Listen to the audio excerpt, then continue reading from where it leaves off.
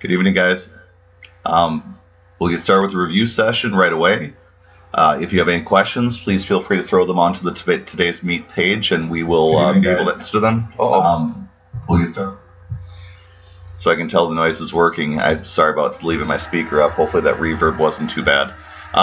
So we'll run through all your questions this evening. Make sure you're good for the Chapter 7 and 8 test. Remember, for tomorrow, your Chapter 7 and 8 notes are going to be due at the beginning of class period. I'm also going to be collecting your Road to the Civil War, the Road to the American Revolution or Path to the American Revolution video worksheet. Video worksheet is going to be due tomorrow as well. So please make sure you have that finished up so when you come to class, you'll be all good to protect your grade. I'll just run through the questions as I see them pop up. Please make sure if you've got new questions that happen during the presentation, just feel free to throw them onto the site, but also make sure you do a scroll beforehand to make sure that we're not repeating questions 2, 3, 4 times. If you see a question that's been asked and you're dipping in late, feel free to check the feed as well, so that we don't need to teach the same things 4 or 5 times over. That was kind of a thing that we had during the last review. So let's get started with the questions. The first question was, can I explain what happened with Burgoyne and Howe and their plan to capture the Hudson River?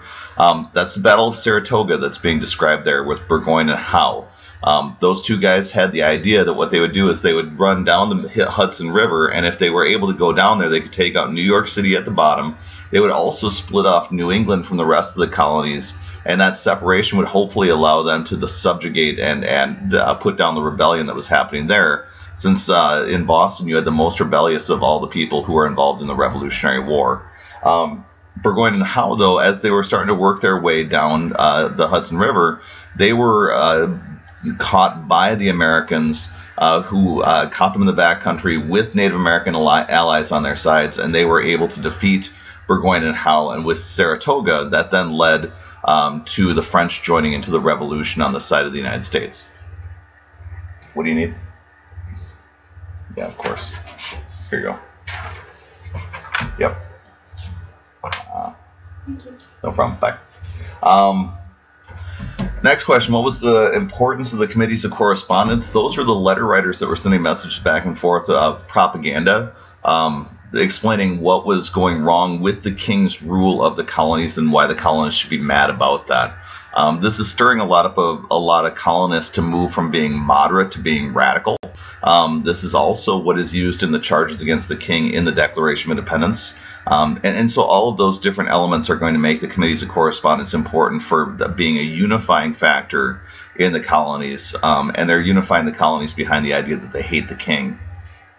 What is direct representation and why didn't America want it? It's a style of government that's really hard to do with any sort of large nation. None of the large nations in the world practice it now, nor do they even think that that's even a reasonable idea. Direct representation means that you will hold a vote on every single issue, including every citizen in the country, where you throw out an issue to them. Like right now they're discussing tax reform. And the idea of a direct democracy would be then you would be asked to vote at a certain time, and then we would have a popular vote to figure out what we would do with tax reform. That system is really big and clunky for large governments in large nations. Direct democracy can make sense in like a local township or something like that. But what they're trying to set up for you is the idea that this is a representative democracy. And what you're seeing is the establishment of republicanism, which I've seen some people asking about later. Republicanism is the idea that you are establishing a republic, not a democracy, where you are electing representatives who are going to be representing you in the government, and you do have a democratic voice to elect them, but then afterwards it's left to them to be able to be the decision makers inside the government, and you retain then the power to be able to vote those people out if you don't like what they're up to. What was the book Common Sense about? This was a book by Thomas Paine, and Thomas Paine was writing about how it was odd that a large country like ours was being ruled from afar by the British, with an ocean between us, and he was questioning whether or not the idea of being an imperial possession made sense anymore. And his arguments, along with the Declaration of Independence, helped to radicalize a lot of people to move away from just salutary neglect to wanting something more from the revolution. What does virtue of citizenry mean? I don't know. I'm not sure where that term is coming from. So if you have a page number or something like that, I could probably look at it in context. But as far as a historical term, it's not an important one. It might be used as an explanation about other stuff, though. Let me see here. What was the difference between non-importation agreements and the association? So let's start off with the association first. When the colonists met together to discuss what was going on with the taxation that the king was part of, the association is going to be putting out prescriptions to everybody about how to set up organized boycotts that would be non-importation agreements, which is essentially getting all the colonies to say, we promise not to import all these British items that are on the enumerated list that are supposed to be taxed. So this is a much more organized way of boycotting than what you had during previous taxes, and so this is meant to make it colonies-wide and specific forms of non-importation that's being directed by the association, which is the one that's giving guidance and leadership on this issue. What were the ideas the radical Whigs had? The radical Whigs were of the mindset that the king was getting to become too powerful, and that it was up to the British to rein in the power of the king and instead have more power go to Parliament rather than to the monarchy, which seems to be kind of out of control. Many of these people were part of the Enlightenment, where they believed that we should be thinking about different forms of government, and they were big fans of John Locke. So when Thomas Jefferson starts quoting John Locke a ton in his Declaration, a lot of these radical Whigs will be intrigued by what they hear him talking about. What does it mean when commerce to or from the colonies could be transported only in British vessels? What is a British vessel? That's a boat. And so what it's saying is that you are only allowed to transport stuff from the colonies in mercantilism inside British or American ships that are crewed by British sailors, and they have to go through London as part of the Navigation Acts. And so that's all they're referring to, is they don't want you to get onto like French ships or Dutch ships or whatever. They're trying to freeze those guys out of the trade that's happening inside the colonies.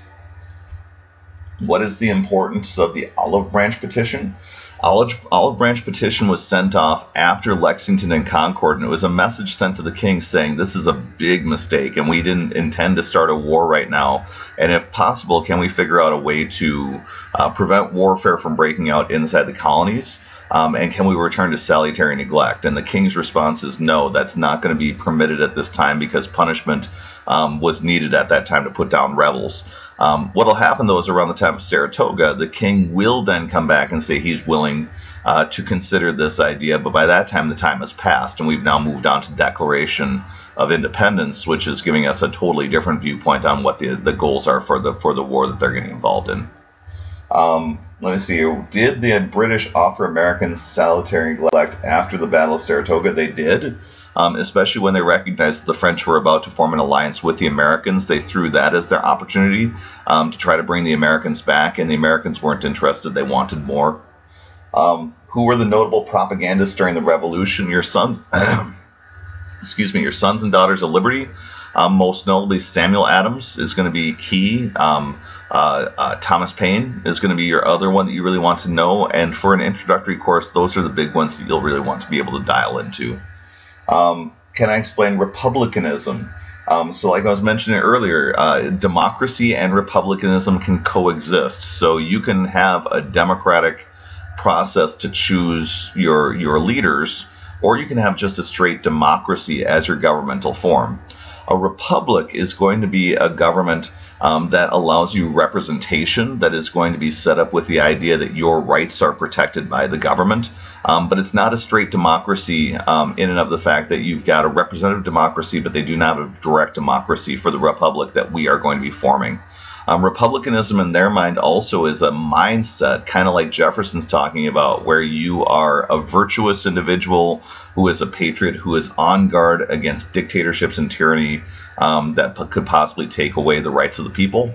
And the Declaration of Independence is a huge element of that, with the idea that the only reason why government is around is to protect people's rights. Why was General Greene important? Nathaniel Greene is one of the generals that's involved in the Battle of Monmouth. So Monmouth is going to be a battle where it's fought in horrible heat.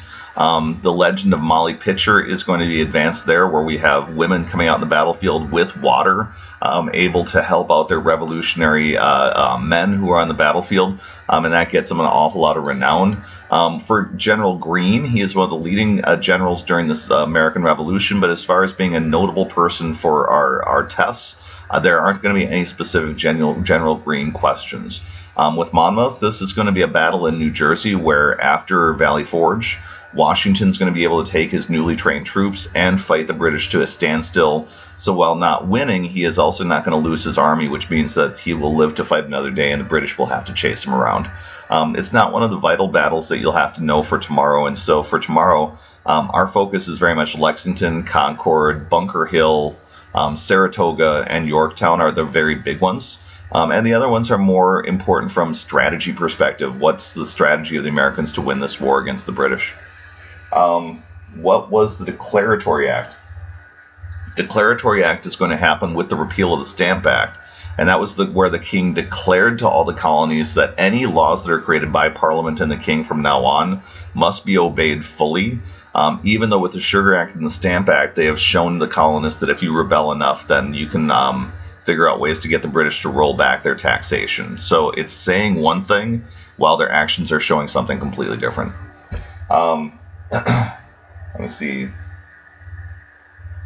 Got the radical Whigs already. Did the colonial army want to establish Canada as a military base? Absolutely. You saw during the war that they tried to invade into Canada. You saw that at the Battle of Fort Ticonderoga in northern New York, where they captured a fort along the Great Lakes and were able to transport then cannons down to Boston. But their attempted invasions into Canada were really horrible, and the militia wasn't able to do well. Neither was the Continental Army. And so they were much better at defending their ground rather than going out and seizing new admiralty courts. I'm not sure what subsequent laws you're referring to. The Admiralty Court, though, is a court that's made up by the Navy and their officers. And what's going to territory like taking over Canada? We will try to invade Canada again during the War of 1812, and that's going to go equally badly at that time, too. Can I explain subsequent laws? I want to use this more and more after the Zenger trial to be able to take criminals in the United States and ship them out of the country to be put on trial elsewhere, especially over in England. What this means, though, is for the colonists, they're going to be far away from home, which is already a punishment, especially if you're a farmer. And you have no guarantee that you're going to get a fair trial. And even if you are set free, you could spend multiple months with your own money being spent for your defense over in England, which isn't seen as a vacation. This is seen as a punishment in and of itself. And so for many colonists, just the act of creating these courts that are being used for colonial law is something that they see as another abuse of power that the king is doing. Will we ever learn about Hamilton? Yep, but Hamilton was only an aide-de-camp or a military aide for Washington during the American Revolution. And so as far as his influence, it's not really going to come to bear until he helps create the Constitution and is involved in the Washington presidency, and that's when he really takes off. So over the next 2 weeks, we'll get into a lot of the Hamilton history. What was Valley Forge? That was the winter that was spent in the backcountry of Pennsylvania, where Washington was able to hold together his soldiers without supplies or payment or any of the other stuff that would encourage these guys to stick around. And he was able to hold together the army largely through his force of will, where his charisma really convinced a lot of people to stick around, even though there was all sorts of reasons for these guys to flee, especially like with frostbite and other sorts of things. It was a pretty terrible existence. This is also where he trained the army under Baron von Steuben, and so he is going to help to build up a stronger army, and that's going to help him to be able to then win subsequent battles throughout the rest of the war. Why was the Trenton War so life-saving to the colonists? I'm not sure why life-saving is quoted. I'm sure it's something in the textbook. But as far as Trenton goes, Trenton is a violation of almost every military rule of engagement during that time period. For the colonists, they had had a really rough year. They had been driven backwards, and Washington was hunkered down out in the snow. And he decided to cross the Delaware River, and he was then able to march on Trenton, where everybody assumed that the war was done for the winter, because most people would hunker down for the winter. Men would go home and take care of their fields, and so just out of custom, you would never fight during the wintertime. And so Washington's willing to break the rules militarily and fight when nobody else is thinking that the war is still happening, because it's supposed to be kind of a break since the roads are impassable and it's terrible fighting weather. So he crosses the Delaware River, finds the Hessians celebrating Christmas, is able to capture all of them, forcing them to surrender without casualties on the American side. And this is going to be an inspiration for a lot of Americans, that because he was wily and cunning and willing to do whatever it took, he was able to win a victory after a string of defeats. And so I'm assuming that that's what they mean by the life-saving piece of this, where for a lot of Americans, they were really doubtful about how the war was going.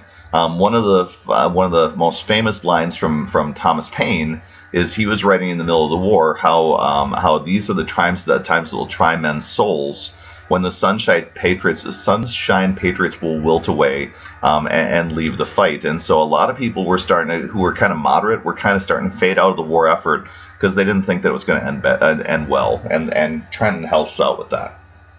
What was the relevance of the Enlightenment? Remember, the Enlightenment is part of that scientific revolution that's happening during the tail end of the Renaissance, where you've got people who are using science more and religion less to make sense of the universe. And as a result, you had many people who were involved in the Enlightenment, both in America and over in Europe, who were willing to experiment with brand new ideas for science and technology. And that's where you see like the Washingtons, Jeffersons, Franklins essentially becoming inventors and great at all sorts of different things. But it's also what led John Locke and other people to write about different ways we could run the government, because monarchy was essentially a religious sort of foundation where they would claim they had divine right, that God had given them the right to rule. When these guys start turning more to scientific theory, they start examining, does that actually make sense, and what other methods could be used to form a more perfect government, which is the line that you're going to hear about when we move to the Constitution this upcoming week. Let me see here. What were the French viewpoints of the Quebec Act and the American viewpoints? The French viewpoints were pretty mundane. They didn't really get bothered by the Quebec Act all that much. I mean, it wasn't doing a whole lot to restructure Quebec in a much more organized sort of way. And many of those people were fur trading and other sorts of things. So they weren't all that worried about the Quebec Act itself. For the Americans, propaganda is going to get a hold of the Quebec Act and get a lot of people stirred up with the idea that this could possibly be a restructuring that takes away a lot of freedoms of the people of Quebec, and then also it's expanding Quebec out to the Ohio River Valley, and so it could be part of a land grab where the British might be giving the land to these colonies that they see as good and well-behaved, where the American colonies could be seen as mischievous or rebellious. And so the Quebec Act gets turned into a piece of propaganda that causes everybody to be afraid of the British possibly cracking down on the colonists. Can I explain the Intolerable Acts?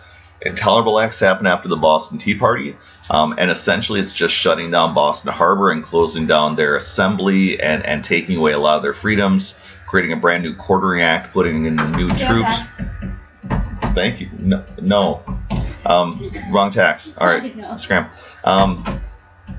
So let me see here. Doing all those sorts of things as punishment, and also the colony needs to come up with cash to pay for their destroyed tea before they have all of those sorts of punishments taken away. And for the king, he doesn't care about the fact that by closing down the harbor, there's no way for them to be able to pay back this money. And so it's essentially a death sentence for Boston, where they're being punished as a group for what a group of radicals have done. And it's going to help to radicalize a lot of people in Boston and the rest of the colonies who are fearful that if this can happen in Boston, it can happen anyplace else. Who are the camp followers, or why are the camp followers important? These are women who are following behind following behind the soldiers, and they are doing an awful lot of the work to help provide organization and structure, especially for materials for the men. So they'll be cooking, they'll be sewing, they'll be cleaning, they'll be doing all sorts of things that the men can't be doing because they're drilling and organizing and working on military chores and whatever.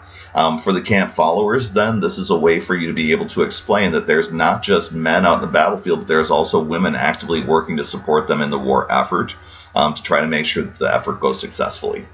How did the Battle of Long Island play out?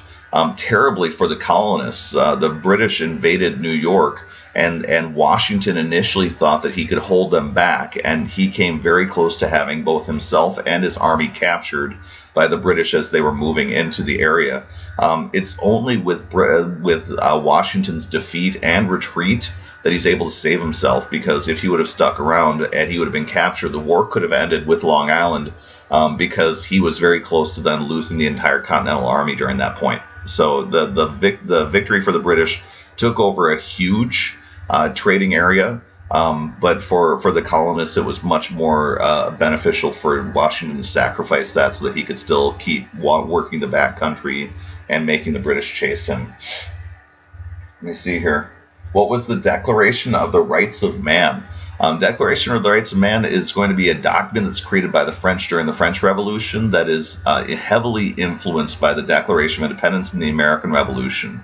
And so that's a connection that you want to make outside the country, that what Jefferson does with his writing and what America does with their revolution is highly inspirational over in France. Although sadly, with the French, instead of being a revolution like ours, where you have a transition of power that happens once, they have what's called the Reign of Terror, where they invent the guillotine and they start cutting off people's heads as they have subsequent turnovers of power, and it turns into a much more violent abuse of citizens and dissenters than we see happening here. Was the model treaty like a rough draft of the Declaration of Independence? No. The model treaty is something totally different. It's a treaty that is created by the Continental Congress as advice for Ben Franklin and John Adams and Thomas Jefferson for what their treaties should be like when they're working out arrangements with other countries. It was an attempt to try to stay very limited in what our treaties would look like, and we're going to find that Ben Franklin is going to take that advice kind of loosely, and he'll feel free to create an agreement with France that brings him into the war with promises that are kind of assumed to be there, but then we'll find after the war is done that he's going to be able to work out a treaty that largely can get around any of the agreements that we're trying to make with the French. Was there a difference between the sons and daughters of liberty besides gender? As far as what you see gender roles coming into, I mean, women were not typically the ones who are out on the streets who are as aggressively trying to rile people up as the men were. So they were seen as having traditional roles, but the Daughters of Liberty are meant to be also agitators who are trying to radicalize groups of people through their actions as well. So both of them are working in ways to try to maintain their non-importation agreements and to harass tax collectors, and to largely keep track of what abuses are happening so they could write them out in the committees of correspondence. What were the two Continental Congresses? So you read about one that happened before Lexington and Concord, where there was a discussion to get together to discuss what should be done with the taxation and abuses that were happening with the king. And then the second one happened afterwards and became the foundation for the government throughout the revolution, where they now need to send off an olive branch petition to the king to try to make sure that we avert war if possible. But then they're also advising the colonies as far as how they can resist and stockpile weapons now that war is happening. Let me see here. Out of all the tax acts, which one came first? It's a tricky question, and the reason why is because it depends on if you're talking about just during this era or ever. And so you read about in your textbook navigation acts that were created back in the 1600s to try to enforce mercantilism. When it comes to the time period we're referring to, you're looking at the Sugar Act of 1764 as being the first notable revenue act that's being done to try to collect money to pay the debts of the Revolution, followed closely by the Stamp Act a year later. Let me see here. If a republic is giving to the power of the people, then what is the difference between that and a democracy, or are they the same thing? I'm assuming that I was able to clarify that, but just to be sure, you can have a democracy or you can have a republic. With the republic, you can use democratic tools to either make all your decisions, and that would be called a direct democracy. That's not what we have, though. We believe in republicanism, where we have a representative democratic government, where we use democracy to elect our leaders, but we have a republican style of government where it is established on the principles of the republics of Greece and Rome. It's with the idea that you are electing senators and representatives and presidents who are going to interpret the will of the people through the vote, and then they're going to be the ones who are making decisions for the people as representatives in the government. And so that's going to be a representative republic that is taking place there. It's good that you guys are trying to peel those two apart. I wouldn't dwell too much on them. Because when you get into like your government class in 12th grade, they'll flesh it out more, and there's not going to be a whole slew of questions about, is this a republic, is this democracy? As long as you understand that we have a republican government that is not a direct democracy on all of our issues, you should be just fine. What were the Townsend Acts? They came after the Sugar Act and the Stamp Act, and it was where you saw in our documentary the king created an enumerated list of different items that were now taxable, and they made up most of the items that the colonists needed to be able to live sophisticated lives over here, and most of them were items manufactured over in England. For the colonists, they just decided to put into place non-importation. This is where the association really comes into full swing to try to stop the importation of these items that are seen as taxed. Did the end of the revolution end the use of mercantilism against the colonies? No, mercantilism is going to be a system that we're going to see running all the way through up until present. We still see countries like China playing around with mercantilism a little bit, and we'll talk about that throughout our course. When it comes to the interaction between the United States and foreign countries, we're going to see the reverse of mercantilism, where because we are not a British colony anymore, we don't get the protections from their navy, and we are going to have trouble finding places to trade our stuff. And as a result, we're going to find that when France and England get into a series of wars against each other, America's going to find themselves with no protection, and we're going to have both the British and the French taking over our ships during the late 1700s, early 1800s, that eventually will drag us into the War of 1812, after we came close to wars a couple other different times. So we're going to see that with the mercantilism, it's still going to be a system that's in place, but instead of being the insiders, we're kind of like the Dutch before the revolution took place, where the English can freeze us out when they want to. What are the turning points to know about during the revolutionary time period? Your start is the Lexington and Concord. Bunker Hill showed that we were able to fight in the war against the British. The Battle of Saratoga is going to be the major battle turning point, and the Declaration of Independence is going to be the major diplomatic turning point inside the war, and then Yorktown is the ending. The Currency Act is a question that's being asked about. So the Currency Act is one of the laws that happens around the Sugar Act and the Stamp Act, where the king is trying to crack down on the creation of paper money inside the colonies because he doesn't like the use of paper money. He wants to deal in gold and silver, and he definitely doesn't want people paying their taxes with this worthless paper money that they're now manufacturing in the colonies. So he's going to make it illegal to use that money to pay taxes, and he's going to try to crack down on the use of that paper money inside the colonies, ignoring the fact that for the colonists, most of them were only getting gold and silver from their smuggling that has now been squashed a bit because the king is now really enforcing the Navigation Acts. And so the king really wants this gold and silver, but he's not really curious enough to figure out how they'd been getting it in the past. And so as a result, he's going to make the colonists matter with this really heartless sort of deal that attacks the only way that they can really do any sort of transactions in the colonies. Who was Benedict Arnold? He was a famous military leader equal to Washington in status until midway through the war. After Saratoga, he is going to sell out the United States military by giving the plans for West Point, our training center for American soldiers in the North. He sells those plans to the British so that they can invade West Point and destroy that as a military training compound. So he's going to flip sides midway through the war, and he does that because he doesn't feel like he's getting the respect or the pay or the promotions like he thinks he deserves. So he goes from being one of our leading military heroes during the war to becoming then the symbol for a turncoat. Why did the British mainly rely on the Loyalists in the Carolinas? I'm not sure what you mean by mainly rely on them. He was relying on his soldiers. I think the point that you're trying to get to is in the South, they had a lot more loyalty going on than they had in the North, like in Boston. So they were hoping that by landing there, they could find a bunch of friendly faces.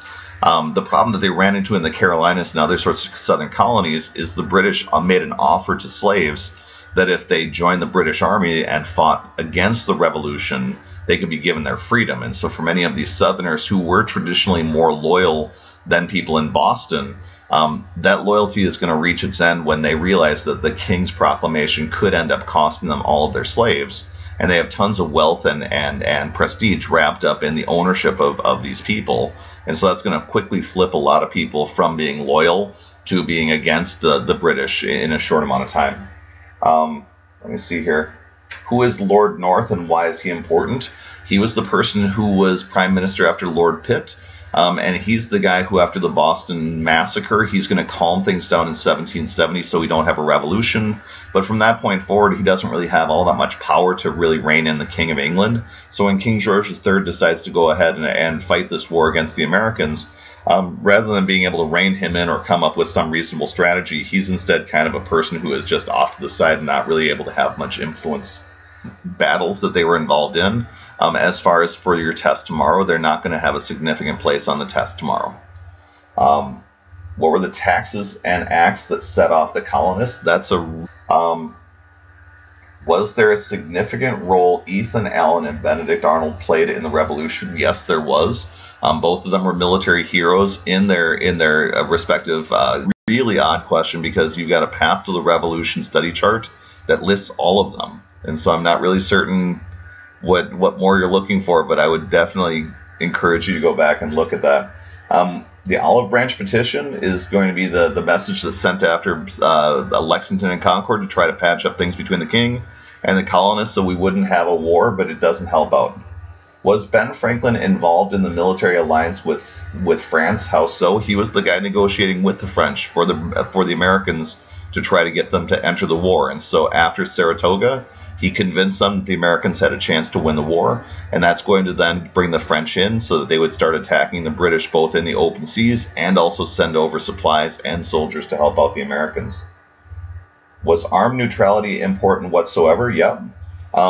So armed neutrality is the Russians and their alliance, which isn't going to openly join the war, but they're going to be hostile to the British. So the British are going to find themselves isolated because all these European countries are on the opposing side, where they're either part of the armed neutrality and they're going to be resisting the British efforts to try to be expansionistic in Europe, or else you've got the French and Spanish who have openly declared war on the British after Saratoga. And so England has no friends. And it's really hard for them to keep wasting a bunch of time in the Americas when they're facing a bunch of enemies back in Europe who are sensing an opportunity to pick on the English people. The city Plymouth is the Revolution. The city Plymouth is the Revolution. Example: Quaker, LN, Trenton, Yorktown, Pilgrim. Oh, so you're talking about the street names that are going on in Plymouth. Yeah, and notice that the name of the city Plymouth itself wasn't accidental. And if you go down and by Four Seasons Malls, you'll see a gigantic rock down there that is our Plymouth Rock. And so, yeah, there's a lot of revolutionary stuff that's happening down there.